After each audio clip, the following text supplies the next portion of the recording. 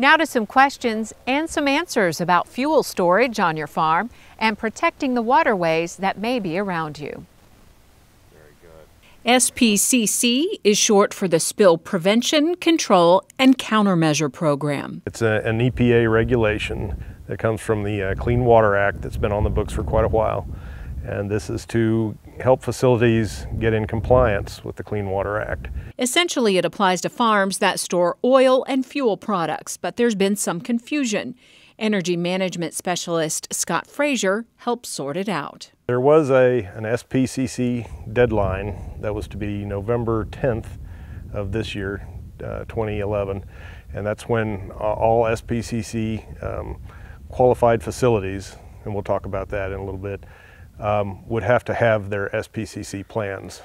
And then the EPA, kind of at the last minute, pushed that back to May 10th, 2013 for SPCC plans for certain facilities. As a result, many producers have new questions about what the plan involves and whether it applies to them. The facility owner, operator, whoever this applies to, needs to go to the EPA website, which will be showing on the screen, and contact the EPA and look at the requirements for SPCC. The website is fairly straightforward, and there are some kind of tutorials on the website that the facility operator or owner can go through. To begin, there are 3 questions to answer. First, do you store oil or a fuel product? Next, how much do you have stored? The smaller facilities, it's 1,320 gallons in containers that are at least 55 gallons each. So if they have more than 1,320 gallons of oil or fuel at the farm, then they meet criteria number 2. Finally, there's the question about what is reasonable. Translation, do you believe that if the oil spilled on your property, it could reasonably make it to a waterway? And this is purely a judgment call. Here's what the EPA considers oil for the purposes of the SPCC plan requirements. Fuels like gasoline, off-road and on-road diesel products, petroleum and synthetic oils, hydraulic oils, lubrication oil, and crude oil. Crop oil along with vegetable and cooking oil, adjuvant oils used in some vaccines and medicines, and bio-oils. Because this is all going back to the Clean Water Act, they're talking about any kind of oil that can put a sheen on water, which is considered water pollution. The volume of the fuel stored dictates how detailed your plan needs to be.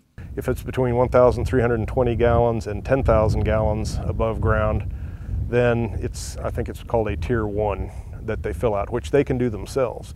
If it's greater amounts than that, then it runs into different tiers, and they have to actually hire a professional engineer to sign off on plans. But that would be on the website, and they're going to have to make that determination.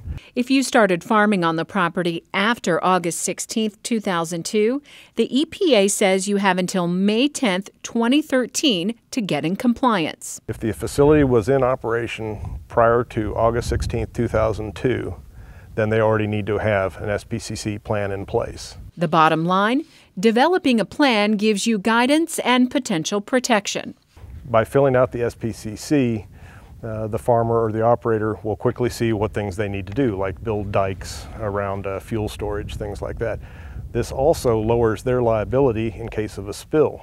It needs to be pointed out that whether there's an SPCC plan in place or not, if there is a spill from a facility, then that facility owner-operator is still going to be liable for damages that may occur, like fish kills, things like that. The SPCC plan is a way to try to lower that liability through something that in legal terms is called due diligence. So SPCC plan is actually a good thing. It's not a means of trying to just penalize people. To fill out your plan, go online, then call the EPA with any questions.